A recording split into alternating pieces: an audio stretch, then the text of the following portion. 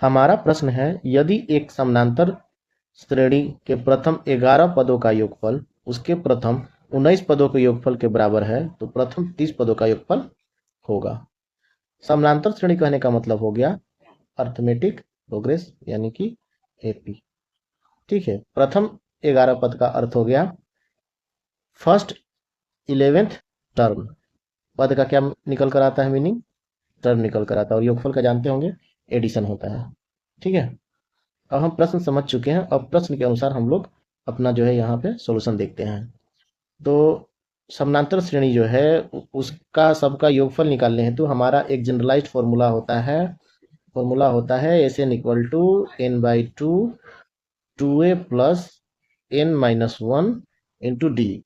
ठीक है, ये जहाँ वैल्यू जितने टर्म तक हमें वैल्यू फाइंड आउट करनी है उस टर्म के लिए हम लोग इसका यूज करते हैं। एन की जगह उतना टर्म हम लोग रखते चले जाते हैं। ठीक है, तो हमारा प्रश्न में दे रखा है कि 11 प्रथम 11 पद और 19वां पद क्या है कि बराबर है। तो हम यहाँ S11 इक्वल टू ये फाइंड किए, इक्वेशन 1 इसको बना लिए, और S19 इक्वल टू ये वैल्यू हम फाइंड आउट करते हैं और इसको क्या करते हैं कि इक्वेशन 2 बना लेते हैं। और जैसा कि प्रश्न में कह रखा है कि प्रथम 11 पदों का योगफल उसके प्रथम 19 पदों के योगफल के बराबर है, प्रश्न में ही ये दे रखा है।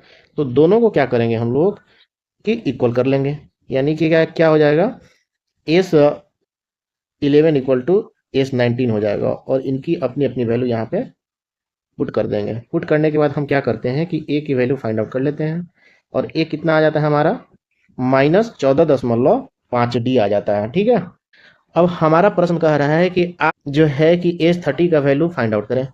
ठीक है, S30 की वैल्यू फाइंड आउट करने के लिए हम क्या करते हैं, वही generalise formula S N equal to वाले पे ये 30 की जगह एन की जगह 30 रखते हैं और 30 रखने के बाद हमारा ये आता है। ठीक है, अब जब ये आता है तो हमने ए का वैल्यू कितना निकाल रखा है 14.5D निकाल रखा है।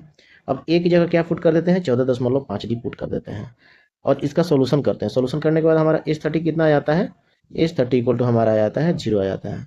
ठीक है, इस प्रकार हमारा आंसर क्या हो गया 0 हो गया। Thank you.